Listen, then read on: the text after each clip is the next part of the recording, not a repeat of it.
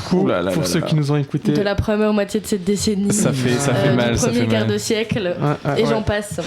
Mais du coup, Marie, je te laisse la parole. Alors aujourd'hui, je vais vous parler de nos émotions. On vit dans un monde où l'expression des émotions est omniprésente, que ça soit au cinéma, dans les musiques qu'on écoute, dans les emojis qu'on envoie quand on écrit des messages. Pamplemousse.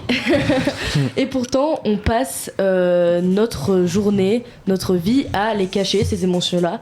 Par exemple, t'arrives à un examen oral, t'es super stressé, tu souris à ton professeur, tu croises quelqu'un qui te demande ça va, rien ne va dans ta journée, mais tu vas répondre oui, tout va bien. Et du coup, je vais vous parler un petit peu de la régulation émotionnelle. La régulation émotionnelle, c'est l'art de faire le tri, de décider quelles émotions sont à mettre en lumière, lesquelles doivent rester en coulisses. Au final, on est tous un petit peu les metteurs en scène de nos propres tempêtes émotionnelles. Et donc, j'ai commencé la chronique en disant oui, parfois on dit ça va alors que rien ne va. Petite question, est-ce que vous avez l'habitude de faire ça ?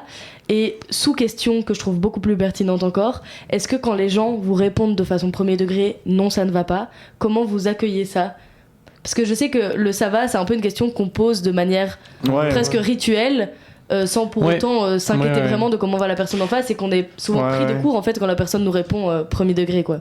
Mais moi j'ai j'ai ce problème, c'est que des fois je me dis genre en vrai ça va pas, et je trouve que c'est tellement un réflexe quand on te demande comment ça va de répondre oui genre ou ça va, que genre même si j'ai envie de dire que ça ne va pas, c'est tellement un réflexe genre de langage que ça sort avant même que genre le ça va sort, alors enfin je m'en rends même pas compte. C'est vraiment un truc qui a perdu du sens, quoi. Oui vraiment. Ça va oui et toi et oui exactement. Oui, mais je dirais pas ça, enfin moi je dis pas ça ne va pas, mais je pense que la façon dont je dis le ça va, ouais, je le ressens, tu vois. Toi, c'est vrai que t'es un peu en mode ça va.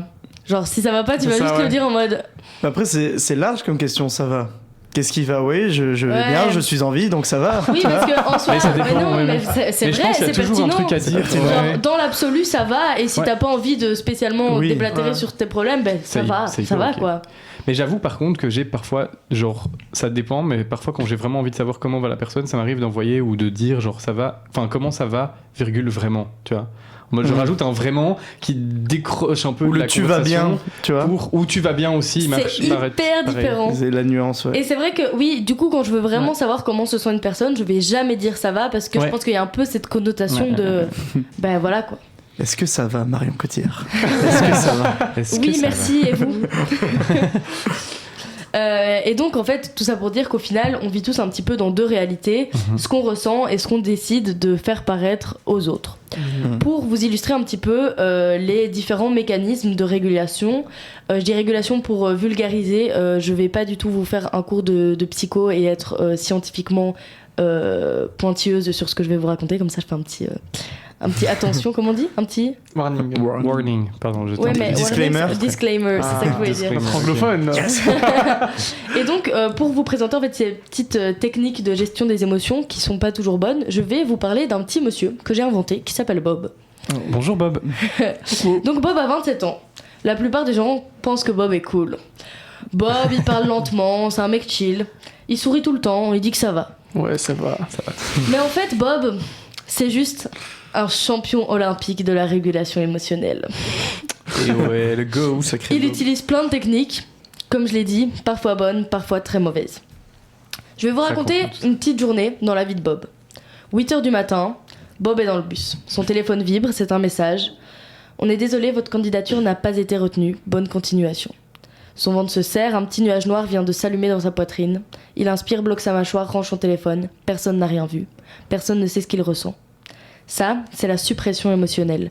Une émotion forte, importante, qui arrive en toi d'un coup, et tu fais tout pour bloquer tous les signaux physiologiques de cette émotion. Tu sens les larmes qui te montent aux yeux, tu bloques. Bref.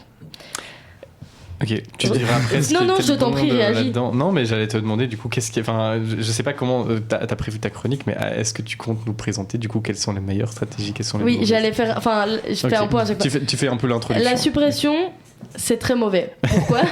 Vous l'auriez deviné. La suppression, en fait, elle empêche pas du tout l'émotion de venir. Tout à fait. Simplement, elle l'enferme. Donc c'est un truc qui va être hyper gardé en soi. Et donc, à court terme, ça peut sauver, mais à moyen court terme, donc 5 minutes plus tard, ça peut revenir de plus belle et c'est vraiment pas du tout une solution en fait.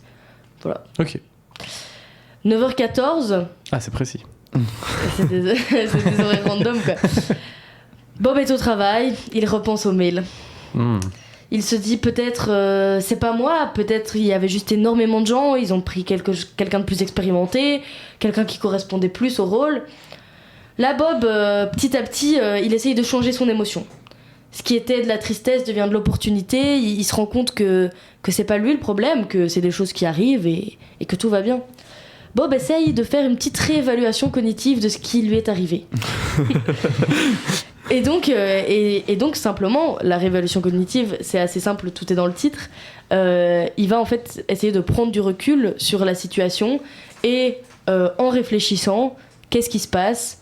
Est-ce que j'ai une emprise sur la situation ? C'est une question d'ailleurs que je vous invite à vous poser quand ça va pas, quand vous êtes triste, quand vous êtes stressé. Demandez-vous si vous avez de l'emprise sur la situation. Bien souvent, quand vous n'en avez pas, ça ne sert à rien de pleurer. Ça ne sert à rien de pleurer. En effet, je fais ça tout le temps. Merci Titi. Et donc, comme vous l'aurez compris, la réévaluation cognitive, c'est une des techniques de régulation émotionnelle les plus pertinentes. C'est vraiment très bien de faire ça. Ouais. On avance un petit peu dans la journée, on passe de 9h14 à 11h40. Bob déjeune. Il mange tôt, hein, Bob. Oh, punaise, oui. Avant d'ouvrir... je sais plus. Son paquet de chips. Non, avant d'ouvrir ses mails, rien à voir. Il fait quelque chose qu'on fait tous. Il ouvre un peu TikTok, il ouvre un peu Instagram, il ouvre un peu YouTube, juste pour vérifier. Ah, pour vérifier carrément. Mais en fait, la seule chose qu'il fait, c'est essayer d'éviter son émotion. Il essaye de s'imprégner de tout ce qu'il voit sur les réseaux sociaux pour pas y penser. Il prend la poudre d'escampette. Il repousse le moment où il devra faire face à la déception de revoir le mail, parce qu'il va devoir le traiter à un moment.